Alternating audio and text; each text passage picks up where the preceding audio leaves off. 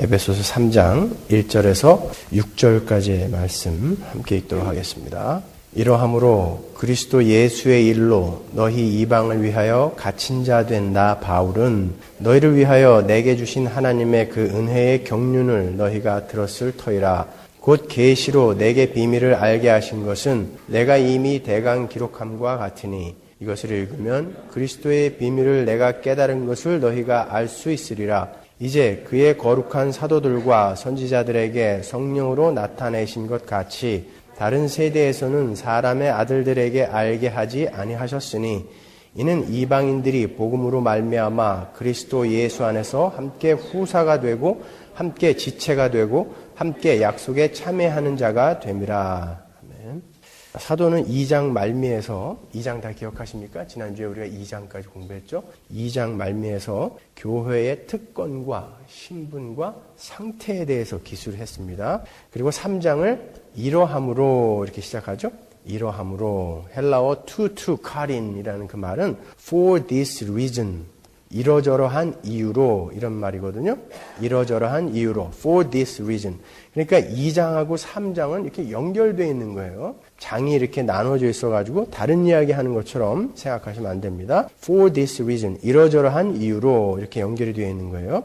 2장 전체 내용을 제가 잠깐 리뷰를 해드리면 허물과 죄로 죽었었고 또 이스라엘 나라 밖의 사람들이어서 약속의 언약들에 대하여 외인이었고 세상에서 소망도 없고 하나님도 없는 자였던 이방 사람들인 에베소 교회가 유대인들과 화평해지게 되었고 하나의 새 사람이 되었을 뿐만이 아니라 이제 성도들과 같이 동일한 시민이요 하나님의 가족이요 권속이요 사도들과 선지자들의 터 위에 세우심을 입었고 주께서 사시기 위한 성전이 되어가고 있다는 것을 설명하는 것이죠. 이제 이방인과 유대인 사이를 가르던 담은 허물어졌고 모든 적대감이 사라졌습니다. 이 놀라운 연합과 평화는 우리 주 예수 그리스도의 피로써 이루어진 것이다 라고 이렇게 2장을 기술한 다음에 to Corin for this reason 이러함으로 이렇게 말을 이어가는 거예요. 근데 여러분 잘 보시면 그렇게 교회에 대해서 2장 내내 설명을 한 다음에 이러함으로 하고 그 다음에 이어지는 말이 전혀 앞의 내용하고 어울리지 않아요. 그죠?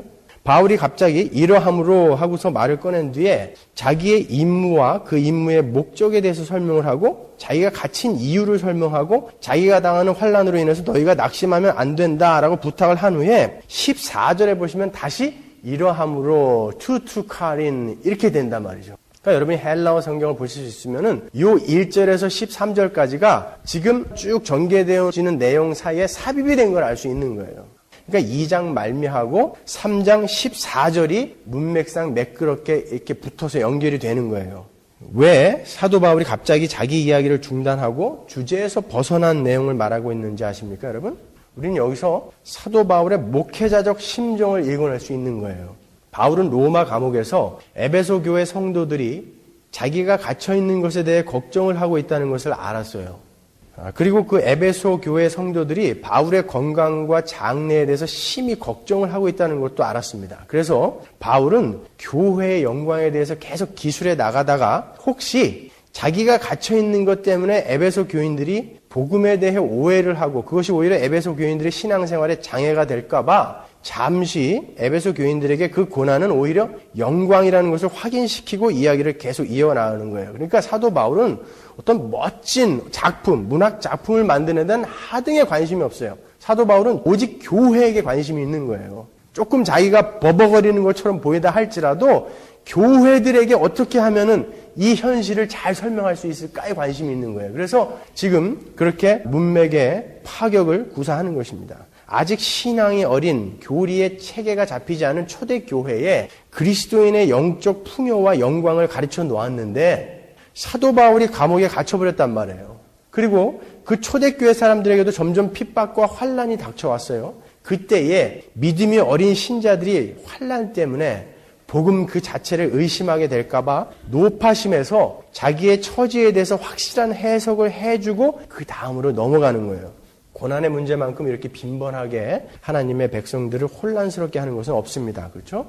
그때도 사람들은 똑같은 질문을 했죠. 왜 하나님은 자기 백성에게 시련과 환난을 겪도록 하시는가? 왜 바울과 같이 구별되어져서 하나님의 일을 하는 사람을 가두어 놓으실까? 왜 그렇게 열심히 일하는 사람의 병도 안 고쳐주고 왜 그렇게 가난하게 만들어서 그냥 자기 혼자 죽자사자 일하면서 그렇게 복음을 전하게 만들었을까? 그런 것에 대한 질문이 초대교회에서도 있었단 말이에요. 그런 것으로 그들이 많이 흔들렸습니다. 그래서 사도 바울은 그의 서신서에서 그토록 자주 고난의 이유에 대해서 설명을 하는 거예요. 빌립보서 1, 2장에도 그런 내용이 있죠. 디모데서에도 그렇죠. 에베소서에도 그렇죠. 거의 서신서에서 한 번도 빠짐없이 이 고난에 대한 이유를 설명을 한단 말이에요. 고난에 대한 문제를 다루고 왜 그리스도인들이 이 세상에서 시련과 환난을 견뎌내야만 하는가를 설명하고 있어요. 바울은 그의 서신서에서 고난의 문제를 다룰 때 걱정 마세요. 곧 나아질 거예요. 이렇게 위로한 적 없어요. 결국에는 호전될 거예요. 그런 말 들어보신 적 있어요? 사도 바울이 언제 고난에 대해서 이야기하면서 그렇게 이야기한 적 있습니까? 고난에 대한 자신의 태도와 반응을 먼저 보여주고 여러분도 이렇게 고난에 대처해야 합니다 하고 권고할 뿐이에요. 절대 사람들에게 여러분 곧 나아질 거예요. 걱정하지 마세요. 이렇게 이야기한 적 한 번도 없어요.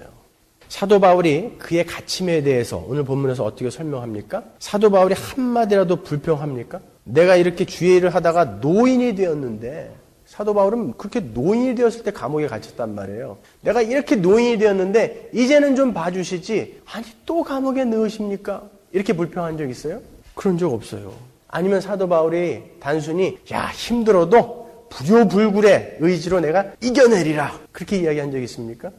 그런 적 없어요. 여러분 그것은 이교적인 신앙이고 극기라고 하는 거예요. 우리 그리스도인들은 그렇게 고난을 이겨내는 거 아니에요. 오히려 사도 바울은 여러 가지 시련 가운데서 기뻐하는 모습을 보여준다고요. 내가 힘들지만 어떻게든 이겨낼 거야. 이게 아니라 무엇이 그를 그렇게 만들었는지 모르겠지만 그 안에서 오히려 기뻐하고 있단 말이죠. 오늘 본문에서도 12절에 걸쳐서 12절에 걸쳐서 그 환난의 이유와 내용에 대해서 설명을 한 후에 13절에서 이렇게 이야기합니다. 13절 한번 보세요. 그러므로 너희에게 구하노니 너희를 위한 나의 여러 환난에 대하여 낙심치 말라. 이는 너희의 영광이라. 너희를 위한 나의 환난에 대하여 낙심치 말라. 이는 너희의 영광이다 그래요. 오히려 자기의 환난을 벅차해야 한다고요. 가슴 벅차해야 해요. 바울은 자기가 처한 고난을 견뎌내고만 있는 것이 아니라 승리감에 도취해서 환희에 넘쳐 있는 거예요. 역시 옥중서신인 빌립보서에서 사도가 자기 갇힌 것을 어떻게 이야기하는지 한번 보자고요. 빌립보서 1장 12절 형제들아 나의 당한 일이 도리어 복음의 진보가 된 줄을 너희가 알기를 원하노라. 나의 당한 일이 내가 갇힌 일이 도리어 복음의 진보가 된 줄을 너희가 알기를 원하노라. 디모데에게는 어떻게 편지를 썼는지 한번 보세요. 디모데 후서 1장 7절 하나님이 우리에게 주신 것은 두려워하는 마음이 아니요 오직 능력과 사랑과 근신하는 마음이니 그러므로 내가 우리 주의 증거와 또는 주를 위하여 갇힌 자 된 나를 부끄러워 말고 오직 하나님의 능력을 조차 복음과 함께 고난을 받아라.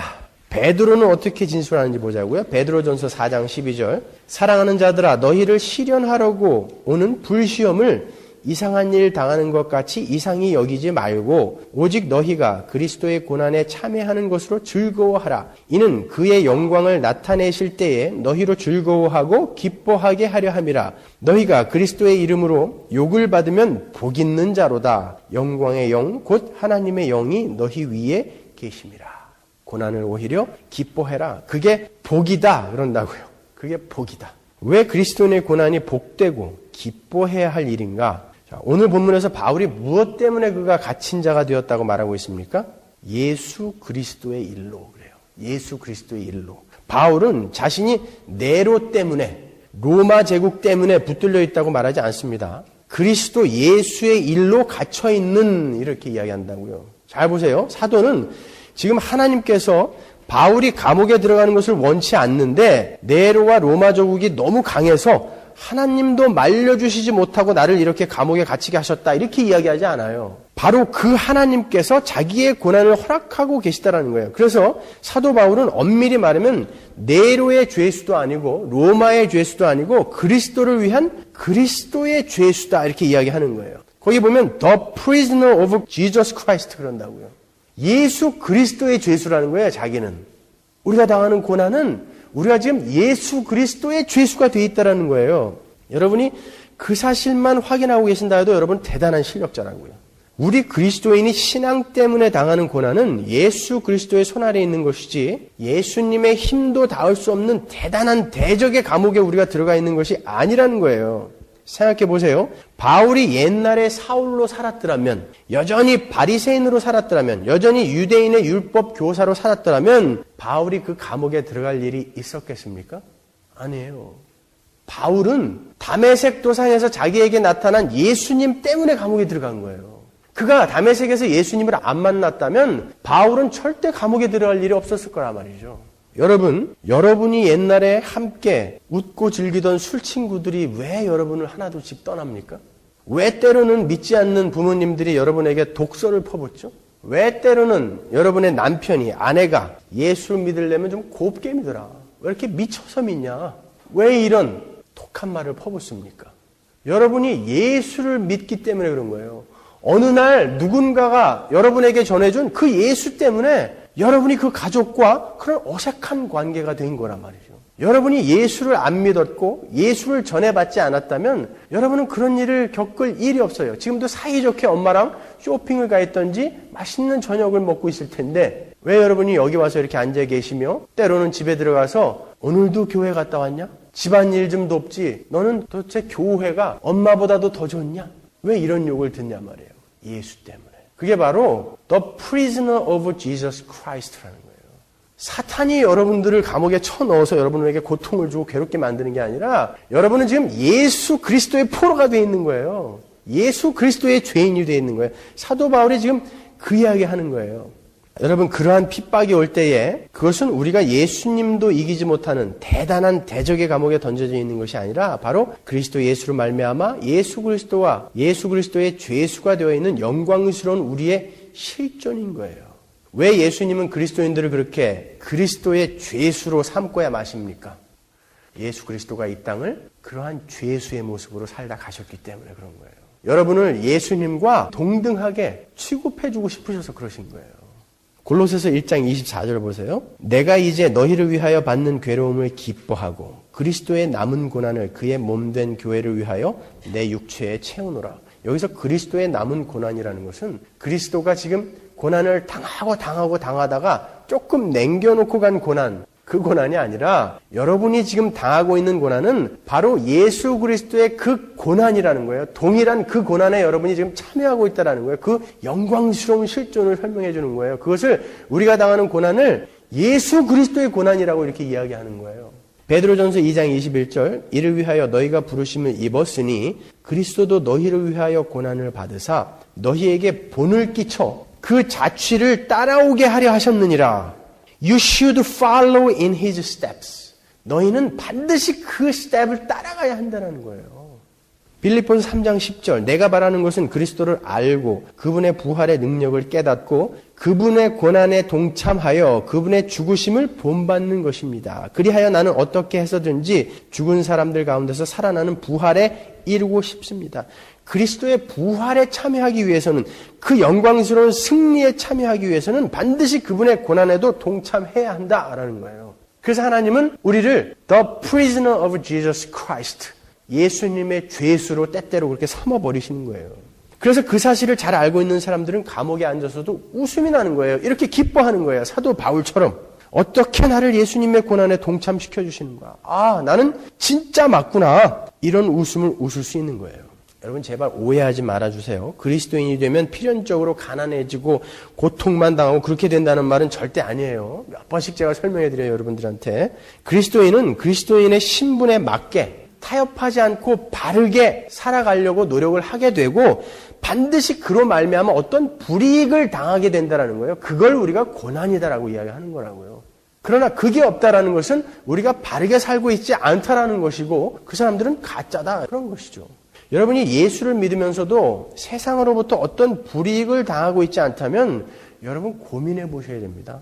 아, 난 그리스도인답게 살지 않고 있구나. 그렇게 고민하셔야 돼요. 그렇게 고민하다가 어느 때 신앙 때문에 나에게 그런 불이익이 딱 닥쳤을 때 아, 드디어 나도 이제 그리스도의 고난에 동참하게 해주시는구나 하고 기뻐하셔야 되는 거예요. 아니 여러분이 게으르고 여러분이 죄 짓고 해서 여러분에게 오는 그 고난 말고요. 그거는 당연히 당해야 되는 거예요. 그거 말고 예수 그리스도 때문에 바르게 살려고 하는데, 복음대로 살려고 하는데 가족으로부터, 이웃으로부터, 친지로부터, 세상으로부터, 직장으로부터 당하게 되는 그런 핍박과 고난, 그런 것이 올 때 여러분은 기뻐하셔야 된다는 거예요. 그런 걸 당해봤어야 알죠. 그건 심각하게 생각하셔야 되는 거예요, 여러분.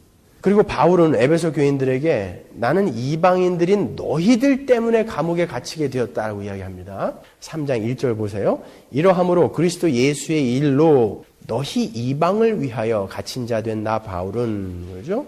For the sake of you Gentiles, 그런단 말이에요. 우리가 지난번에 실제로 사도행전 21장, 22장을 살펴보면서 왜 사도 바울이 감옥에 갇히게 되었는지 살펴봤죠? 왜입니까? 한번 볼까요?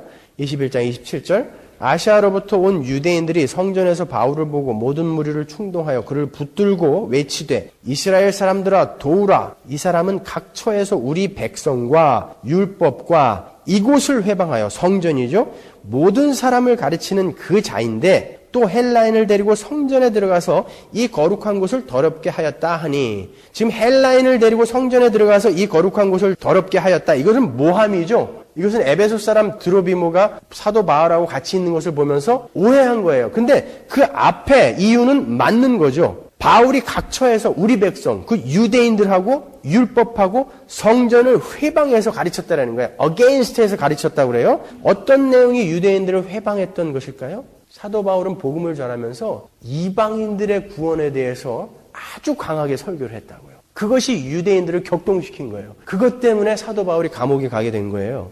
사도 바울이 이방인의 얘기만 뺐어도 유대인들이 사도 바울이 복음 전하는 것을 그렇게 막으려 하지는 않았을 거라고요. 그러나 바울은 한치 양보도 없이 정확하게 복음을 전했습니다. 그래서 사도 바울은 미움을 사게 됐고 그것 때문에 감옥에 가게 됐어요. 사도 바울이 유대인들을 미워해서 그런 복음을 전했나요? 아니요. 사도 바울은요, 유대인들을 자기 목숨보다 더 사랑했어요. 그럼에도 불구하고 그들에게 미움을 살 만한 내용인지 뻔히 알면서 그 복음을 전했단 말이에요. 로마서 9장 1절 보세요.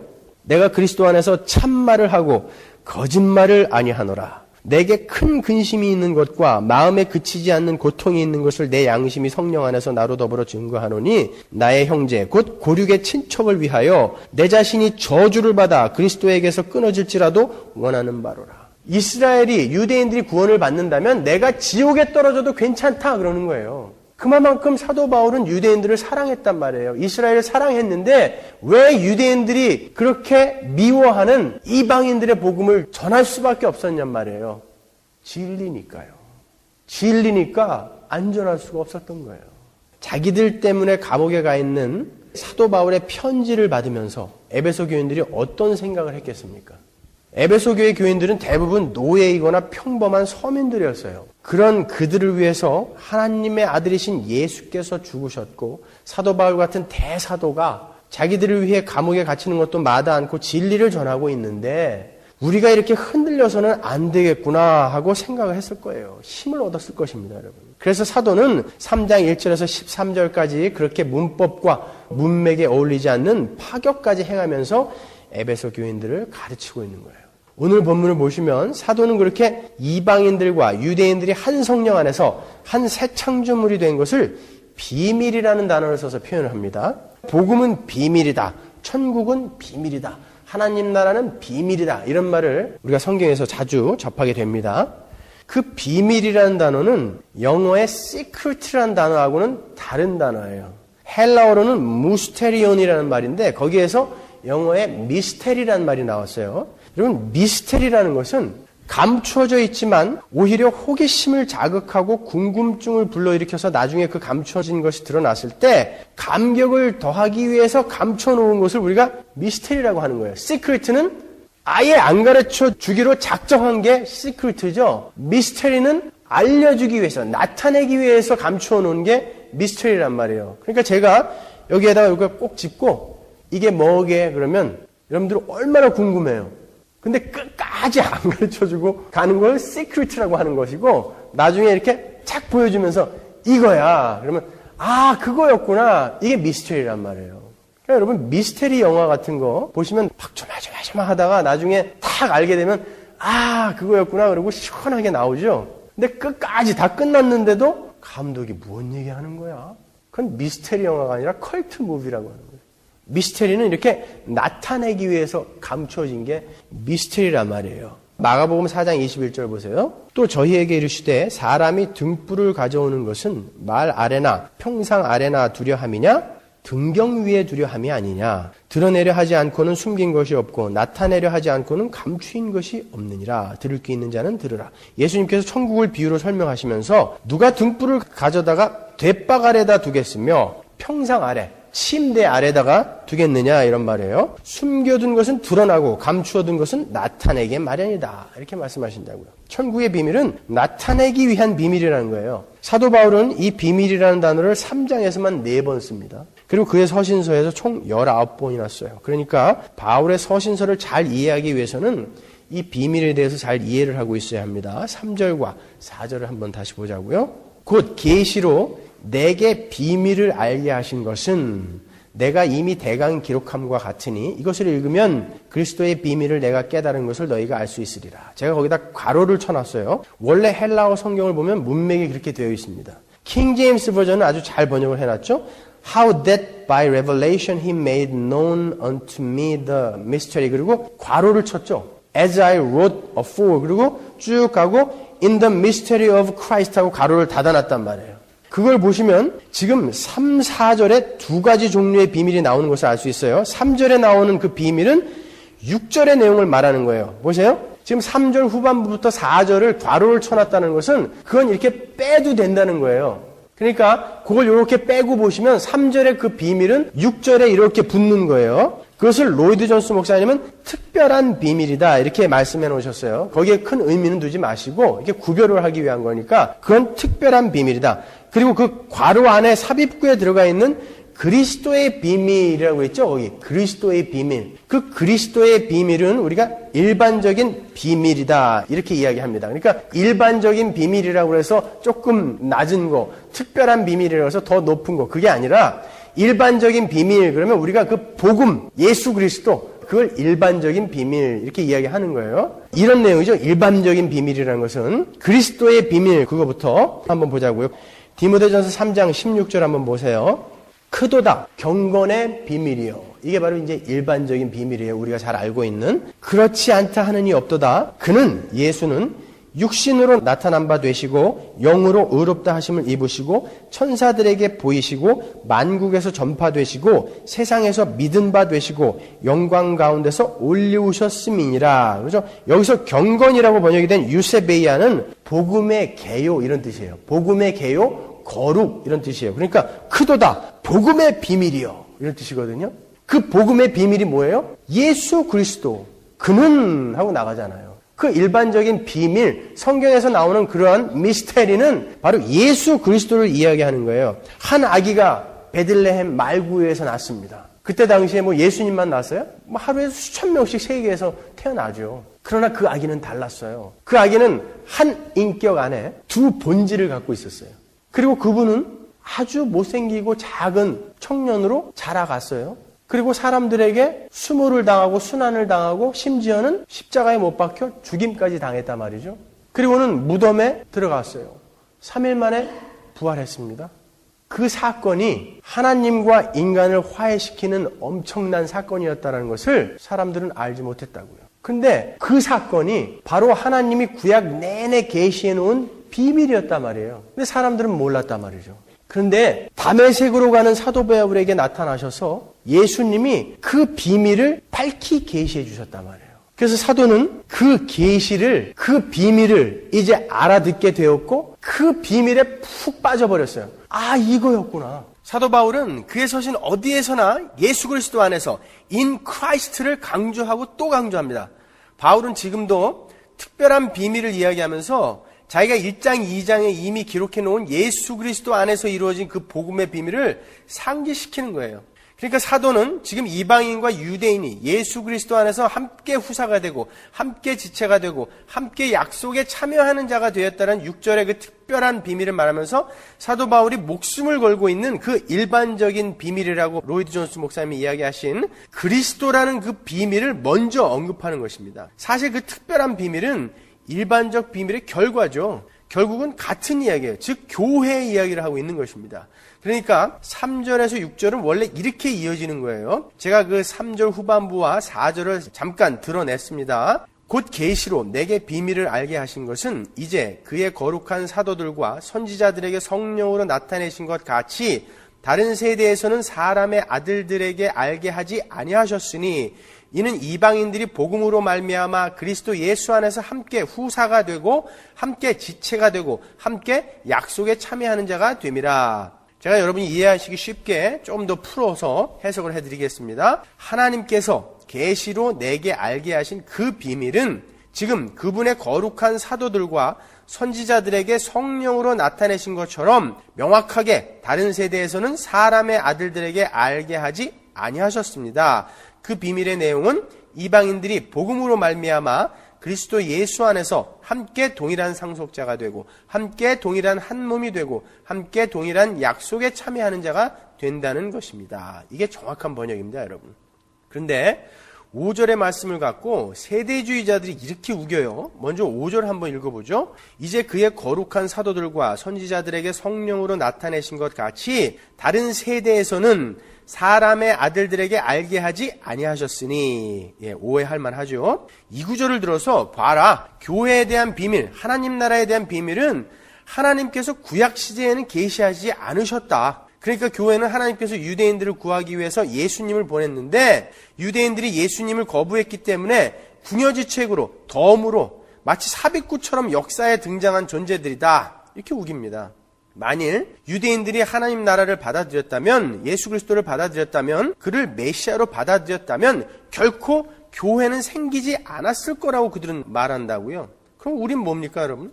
그들은 언젠가 교회가 종말을 맞게 될 때 다시 유대인들은 하나의 국가로서 회복될 것이고 그리스도는 그들 가운데 그의 나라를 세우게 될 것이다 라고 그렇게 주장했다고요. 그런데 실제로 이스라엘이 2000년 만에 나라가 돼버렸죠. 그때 얼마나 기세등등했겠어요, 그들이. 그러나 여러분, 성경은 그렇게 역사를, 정황을 끌고 들어가서 해석을 해서는 안 되는 것입니다. 그들은 구약의 모든 예언들은 유대인들에게만 적용되는 거라고 우깁니다. 그래서 세대주의자들은 지금도 이집트나 팔레스타인이나 근동지방에서 일어난 일을 주시해서 봐요. 그리고 그 사건들을 성경에 적용시킵니다. 그러니까 그들은 앞으로 어떤 일이 일어날 것인가도 정확히 예언할 수 있다고 호언장담하고 있어요.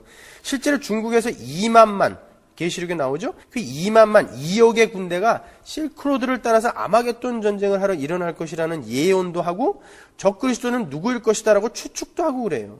그렇지만 여러분 한번 생각해 보세요. 지금이 어떤 시대입니까? 수소폭탄, 핵폭탄이 있는 시대예요. 지금 이런 시대에 전쟁을 하는데 2억이라는 군대가 필요합니까? 또다시 2억이라는 군대가 일어나서 육박전 해야 되나요? 킹덤 오브 헤븐 또 한번 찍는 거예요? 닥터 벌링거 같은 울트라 디스펜세이셔널리즘, 극단적인 세대주의자들은 사복음서조차도 우리와 아무 상관없는 것이라고 이야기하고 있어요. 사복음서도 유대인들만을 위한 것이라고 합니다.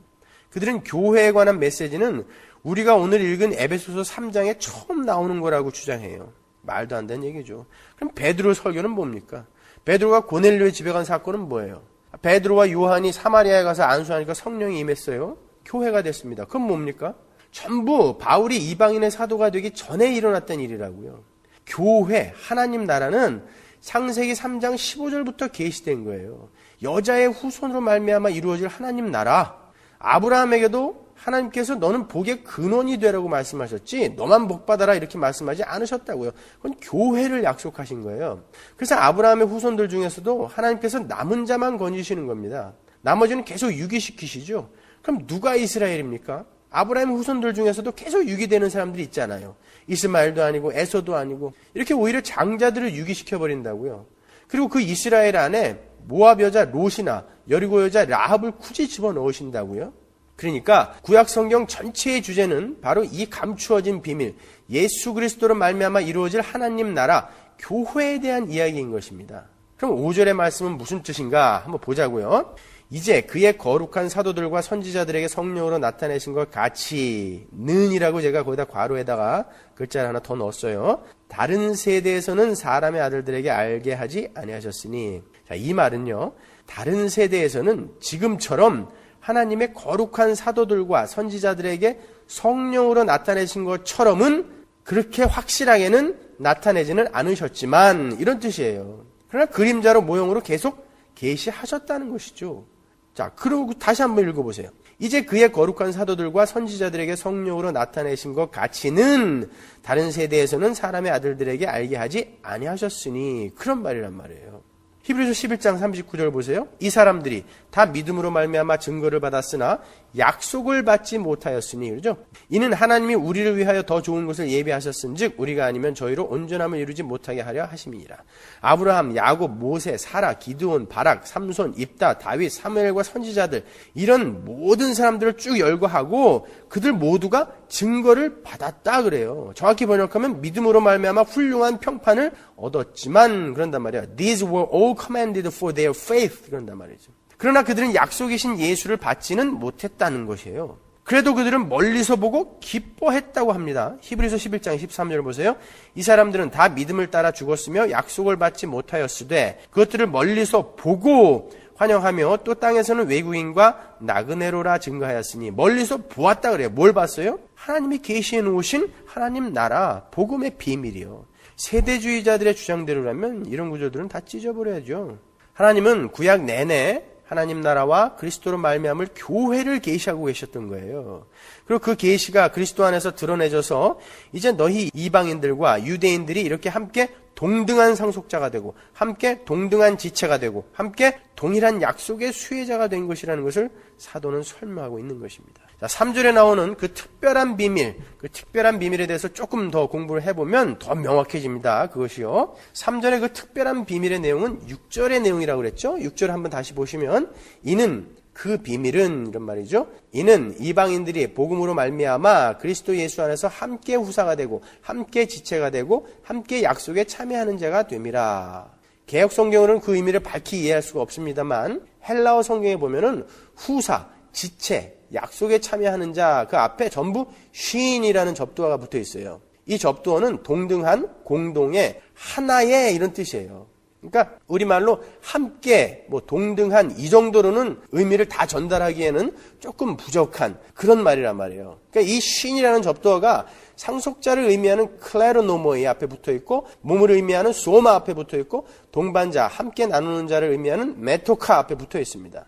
이 말은 이방인들이 복음으로 말미암아 예수 그리스도로 말미암아 이스라엘과 함께 동등한 상속자가 되고 함께 동등한 한 몸의 지체가 되고 함께 약속을 받는 자가 되었다는 거예요. 신 클레로노모스, 시소모스, 신 메테코스테 에판겔리아스.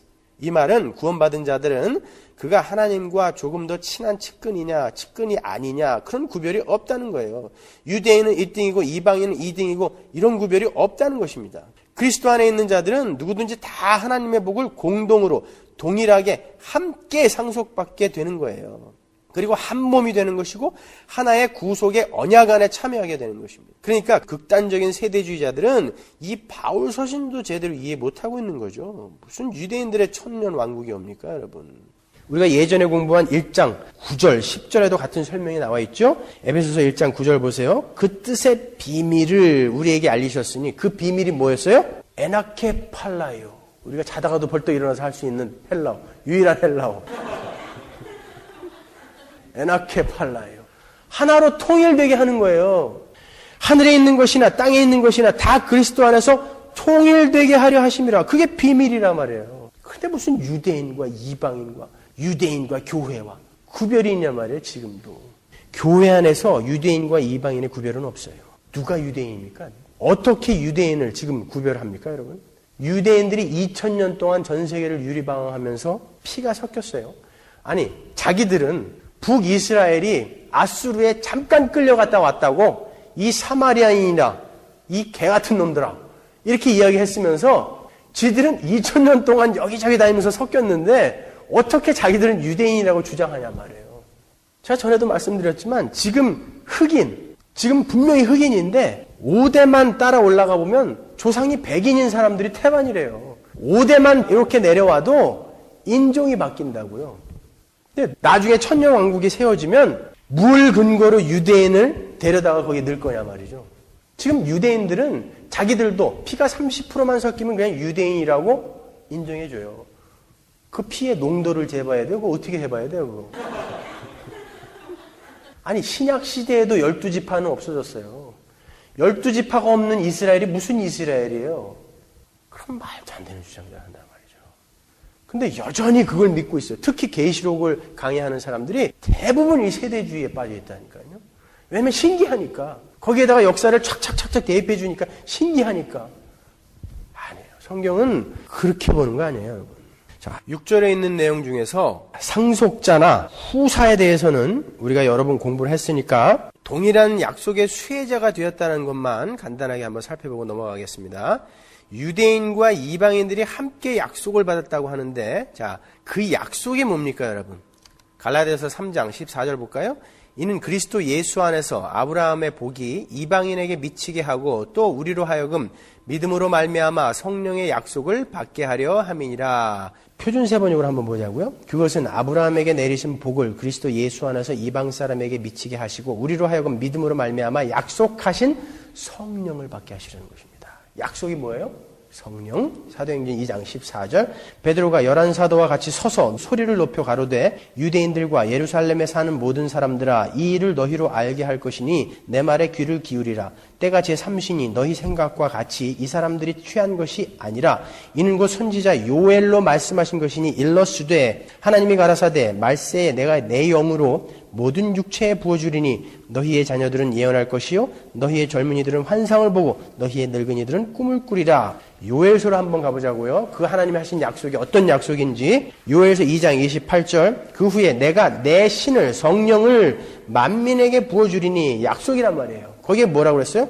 이스라엘에게만 부어주리니 그랬어요? 만민에게요. 만민에게. 너희 자녀들이 장래일을 말할 것이며 너희 늙은이는 꿈을 꾸며 너희 젊은이는 이상을 볼 것이며 그때 내가 또 내 신으로 성령으로 남종과 여종에게 부어줄 것이며 내가 이적을 하늘과 땅에 베풀리니 곧 피와 불과 연기 기둥이라.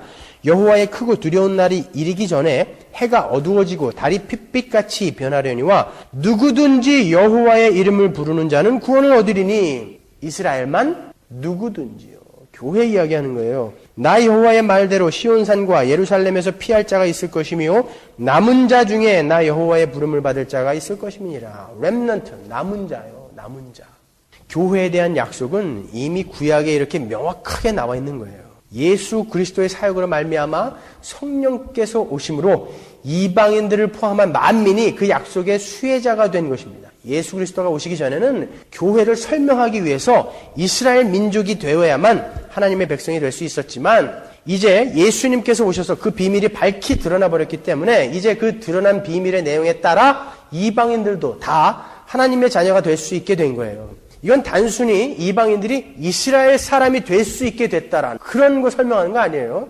여러분 예수님이 오시기 전에도 유대인들이 전도했는 거 아세요? 전도? 유대교로 개종을 하면 이스라엘 사람으로 인정해 줬어요. 예수님이 오셔서 그런 거 한 거 아니란 말이에요. 이방인들도 유대교로 개종을 하면 이스라엘 사람이 됐다니까요. 그 전에도 구약시대에도 그런 이야기하는 게 아니라 지금 바울이 이야기하는 것은 단순히 이스라엘 사람이 될 수 있는 자격이 주어졌다는 정도가 아니라 이제는 예수 그리스도로 말미암아 완전히 다른 방법으로 예수 그리스도라는 방법으로만 하나님의 백성이 되게 되었다는 것입니다. 그런데 그 비밀은 반드시 하나님께서 알려주셔야만 깨달을 수 있는 것입니다. 3절에 보시면 계시로 내게 비밀을 알려주셨다 그러죠. 갈라디아서 1장 11절 보세요. 형제들아 내가 너희에게 알게 하노니 내가 전한 복음이 사람의 뜻을 따라 된 것이 아니라 이는 내가 사람에게서 받은 것도 아니요 배운 것도 아니요 오직 예수 그리스도의 계시로 말미암은 것이라. 그 비밀은 하나님이 계시해 주셔야만 아는 거예요. 마태복음 11장 25절 그때 예수께서 대답하여 가라사대 천지의 주제이신 아버지여 이것을 지혜롭고 슬기 있는 자들에게는 숨기시고 어린 아이들에게는 나타내심을 감사하나이다. 옳소이다. 이렇게 된 것이 아버지의 뜻이니이다. 내 아버지께서 모든 것을 내게 주셨으니 아버지 외에는 아들을 아는 자가 없고 아들과 또 아들의 소원대로 계시를 받은 자 외에는 아버지를 아는 자가 없느니라. 그런데 바울 사도는 지금 다메섹에서 자기가 그 비밀을 계시로 받았고 그것을 자기가 지금 기록했고 너희도 내가 기록해 놓은 것을 그 계시를 보면 그 비밀을 확실하게 알 수 있다 이렇게 이야기한다고요. 3, 4절 한번 보세요. 곧 계시로 내게 비밀을 알게 하신 것은 그 삽입구를 한번 보자고요. 괄호 안의 내용. 내가 이미 대강 기록함과 같으니 어디에다가? 1장 2정에다가 복음을 기록해 놨죠. 이것을 읽으면 그가 받은 계시를 적어놓은 그것을 읽으면 그리스도의 비밀을 내가 깨달은 것을 너희가 알 수 있으리라. 사도들이 하나님으로부터 계시를 받아서 교회가 탄생될 때 사도들이 하나님으로부터 계시를 받아서 그것을 성경에다가 기록해 놨어요. 근데 바울은 뭐라고 그러냐면 그 계시 받은 것을 기록해 놓은 것을 읽으면 너희들이 우리가 받은 계시를 받은 우리와 똑같이 한치의 오차도 없이 그 계시를 다 깨달아 알 수 있으리라 그런단 말이죠. 그런데 왜 여러분한테 또 다른 계시가 필요하냔 말이에요. 왜 계시 받으러 다니세요, 여러분? 뭔 계시 받으러 다니는 거예요, 그거는요? 아니에요. 아니 여러분이 아무리 계시를 훌륭한 계시를 받는다 할지라도 사도 바울보다 요한보다 베드로보다 더 확실하고 명확한 계시 받으실 수 있으세요? 그분들이 자기가 받은 계시를 그대로 성경에다 다 기록해 놓고 갔어요. 그거보다 더 확실한 계시 받을 수 있냐고요, 여러분들이요. 안 된단 말이에요. 근데 무슨 계시 받으러 다니시는 거냐 말이에요. 그럼 하나님은 이제 성경 이외의 다른 것으로 절대 계시하지 않으세요. 제가 누누이 강조하는 거죠. 제가 이 설교만 안 했어도 지금 한 50명은 여기 더 있을 텐데 맨 우리 교회에 이렇게 계시 받는 사람들이 많이 왔는지 말이죠. 하나님이 응답해줘가지고 왔다 그러고 다 나갔어요, 그 사람들은. 하나님은 이제 다른 방법으로 계시하지 않으세요. 이미 사도들에게 선지자들에게 계시하신 것을 우리에게 필요한 만큼 딱 여기다가 계시해 놓으셨어요. 성경에다가. 그거 말고 다른 거 찾으러 다니지 마세요.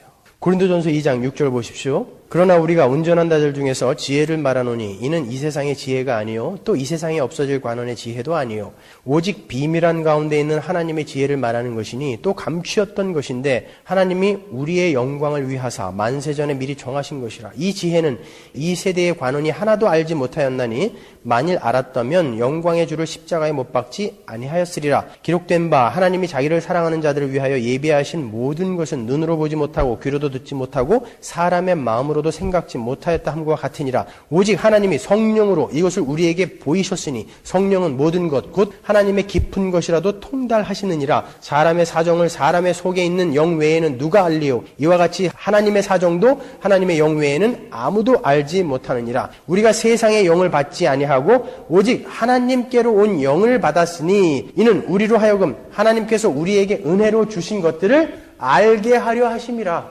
성령은 그거 하시는 거예요. 그 비밀 깨닫게 해주시는 거예요, 여러분. 구원받은 자, 성령을 받은 자들은 성경 안에서 그 하늘의 비밀을 밝히 계시받은 자들이에요.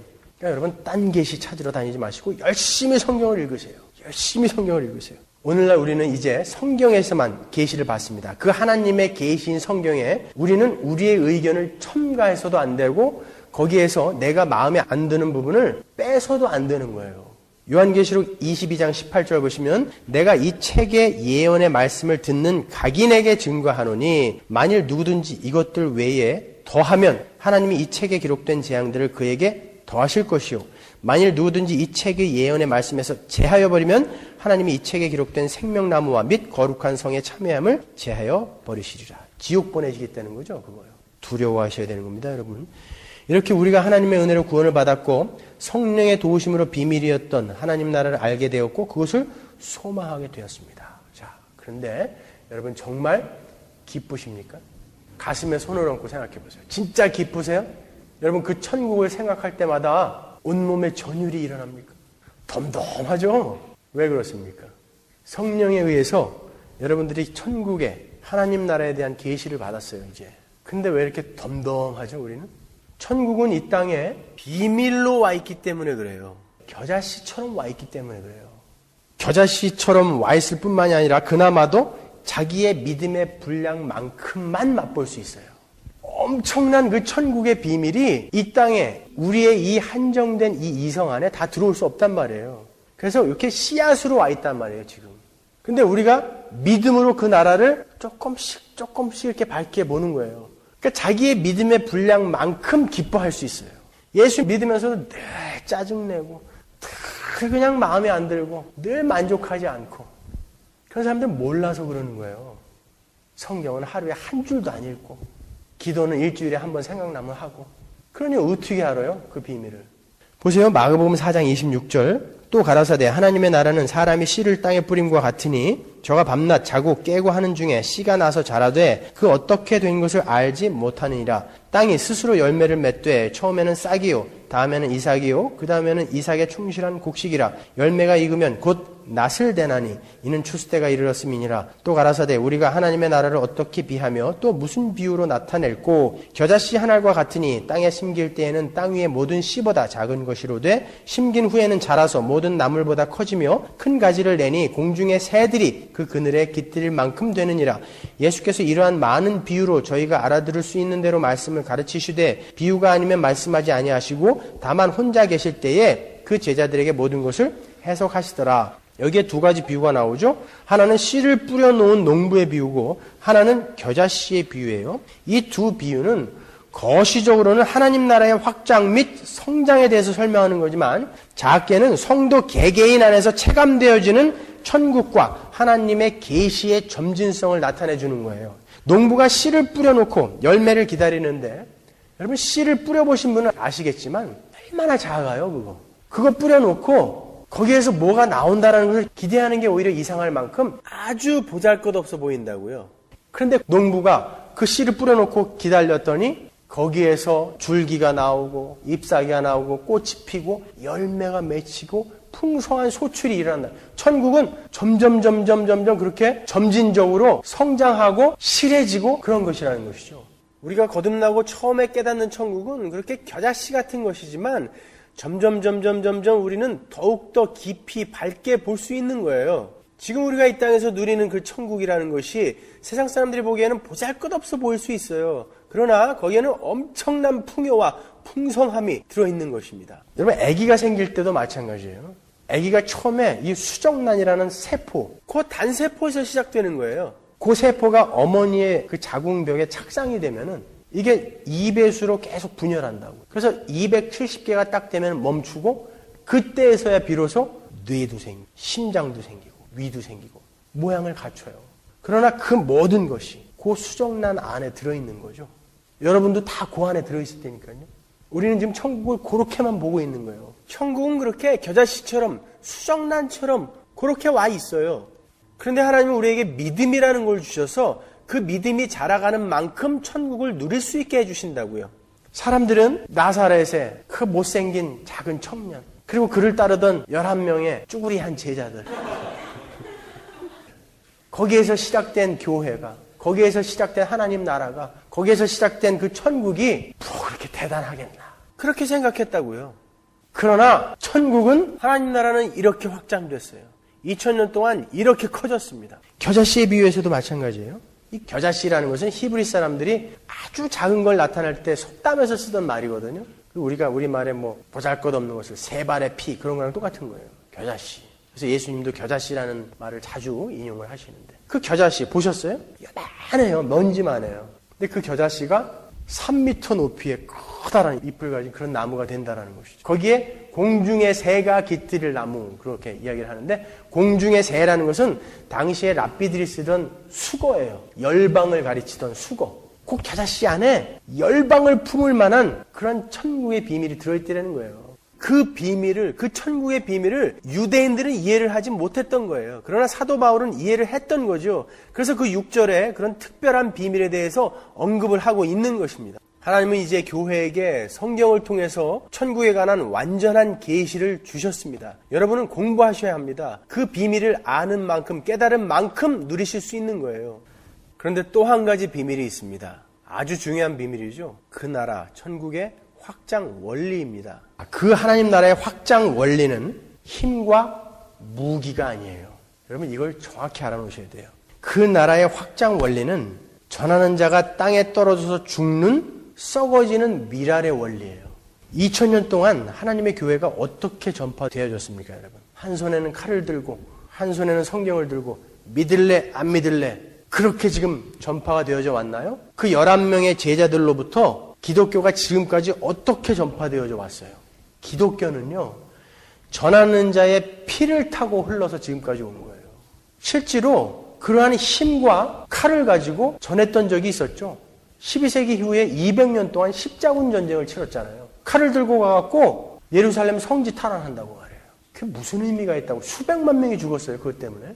그 십자군 전쟁으로 이 기독교에 정복된 나라는 지금 전부 이슬람교가 돼 있어요. 야, 그런 하나님 안 믿는다. 실제로 기독교 국가라는 많은 유럽의 나라들이 식민지를 넓혀가면서 허울 좋은 구실로 복음을 전했다고요? 그 나라들이 다 어떻게 돼 있어요, 지금?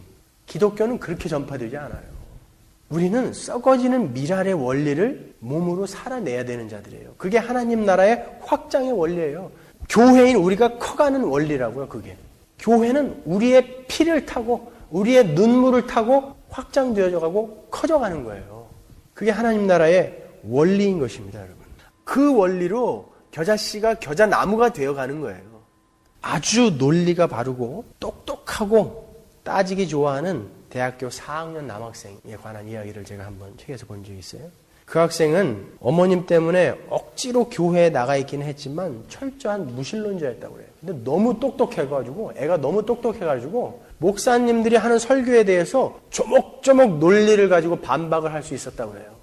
그래서 때로는 목사님들이, 아주 훌륭한 목사님들이 오셔가지고 그 아이에게 아주 명쾌한 논리를 가지고 복음을 설명해 주기도 하고 그랬다고 그래요. 그럴 때마다 이 아이는 또 다른 논리를 갖고 공박을 하고 그랬다는 것이죠. 하나님은 없다. 논리적으로 나를 설득해봐라. 누구도 그를 논리로 설득을 할 수 없었다고 그래요. 근데 어느 날 그 학생이 손을 높이 들고 예수 믿겠다고 예배당 안에 들어왔다고 그래요. 그 이야기를 들어보니까 그 아이 어머니가, 아주 독실한 크리스찬이었던 그 어머니가 얼마 전에 돌아가셨는데, 그 어머니가, 불구인 어머니가 그 무덤 속에 이렇게 들어가서 흙에 묻히는 그 모습을 보면서 어머니의 삶을 쭉 떠올렸다 그래요, 이 학생이. 그 불구인 어머니가 그렇게 소탈하고 소박하고 겸손하게 평생을 살아왔던 그 삶을 떠올리면서 그 삶은 어떤 논리로도 공박이 안 되더라는 거예요. 그걸 어떻게 설명을 할 수가 없더라는 것이죠. 그 순간 그 친구가 깨달았다고 그럽니다. 그 어머니를 그렇게 살 수 있게 만들어 놓은, 그 어머니에게 그런 인격을 선물해 준 그 하나님이라면 나는 한번 믿어보겠다 그랬다라는 것이죠. 아무리 훌륭한 목사님들이 와서 어떠한 논리를 갖고 와서 공격을 해도 쓰러지지 않았던 그 학생이 평생을 희생하면서 겸손하게 주님을 섬기고 이웃을 섬기며 살아갔던 그 어머니의 삶, 거기에 무너져 버린 거예요. 기독교는 그렇게 전파되어져 가는 거예요. 그렇게 확장되어져 가는 거예요.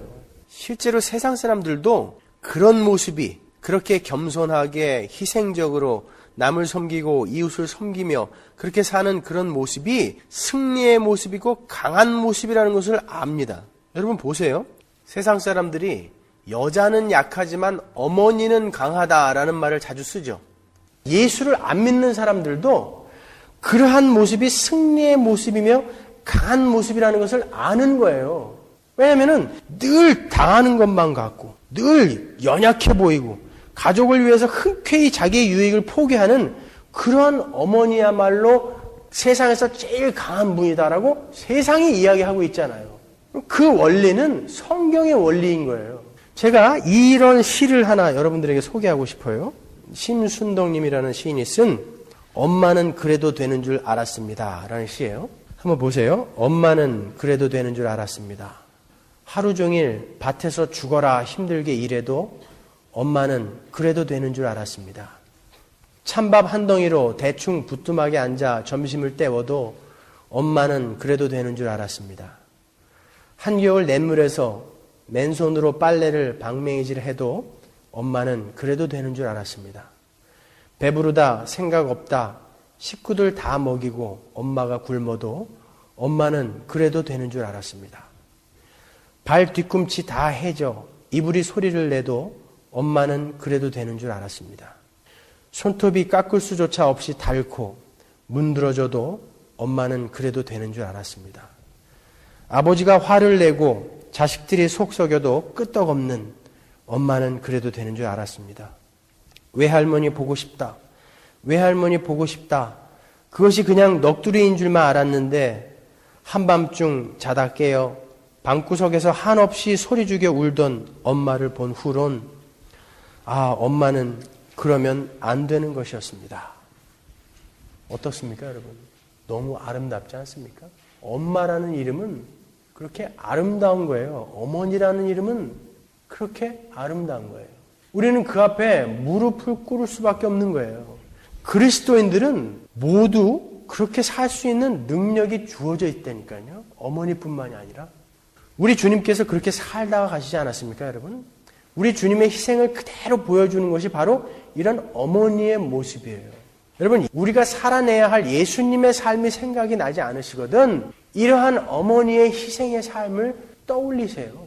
그리고 그렇게 한번 살아보자고요. 그렇게 한번 노력해보자고요. 약할 때 강함이 된다는 게 어떤 것인지 세상에 한번 보여줘 보자고요. 그게 우리 그리스도인이 살아내야 할 삶이라니까요. 하나님의 나라 천국, 교회는 그렇게 자라가는 거예요.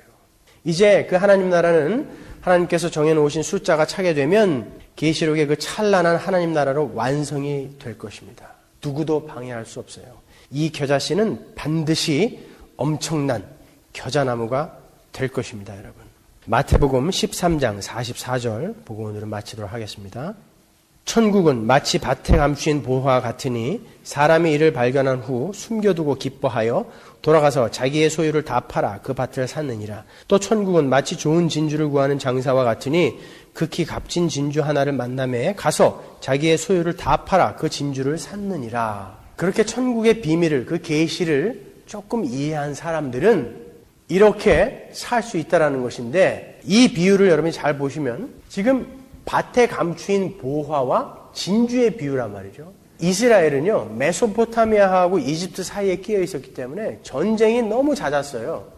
그래서 언제 전쟁이 일어나서 사람들한테 자기의 재산을 뺏길지 몰라가지고 지주들이 자기만 하는 밭에다가 몰래 항아리에다가 보물을 이렇게 감춰놨다고 그래요. 근데 갑자기 급사를 당한다거나 그러면은 그 보물을 어디다 감춰놨는지 아무도 모르는 거예요. 근데 종들이 이렇게 밭을 매다가 뭐가 이렇게 걸려서 보니까 보물이 있는 거예요.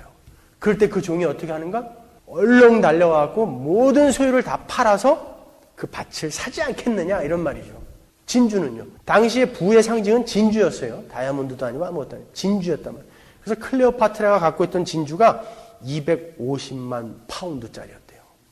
그러니까 진주 장사들이 좋은 진주를 구해다가 비싼 값으로 부자들에게 이렇게 팔러 다녔단 말이에요.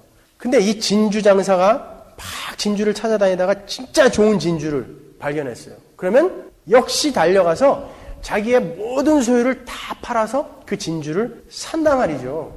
여기에서 이 비유에서 여러분들이 다 잊어버리셔도 되는데 딱 한 가지만 기억하셔야 할 내용이 있어요. 다 팔아서. 그 비밀을 안 사람은, 복음을 안 사람들은요, 자기의 것을 다 팔아서 자기가 여태까지 자기의 존재의 만족과 행복을 위해서 집착하고 있었고 중독되어져 있었던 그 모든 것, 그것을 가차없이 다 끊어내는 삶을 살게 된다는 거예요. 그거 끊어내는 게 힘들죠. 그렇지만 다 팔아서라도 하나님이 하지 말라고 하니까 다 팔아서라도 그 복음을 지킨다는 거예요. 비밀을 안 사람들은요. 다 팔아서. 여러분들이 그 천국의 비밀을 성경을 통해서 조금씩 알아가면 알아갈수록 여러분들은 다 팔아서 그 천국을 움켜쥐는 그런 그리스도인으로서 자라가게 되는 것입니다, 여러분. 복음으로 말미암아, 예수 그리스도로 말미암아 그러한 어떤 상황도 흔들어 버릴 수 없는 평안이 여러분 안에 계시냐고요. 그게 없다면 여러분 아직 비밀을 계시받지 못한 분들입니다. 여러분 성경을 더욱더 상고하시고 더욱더 묵상하시고 그 계시 앞에 더욱더 진지해지십시오. 함께 기도하겠습니다.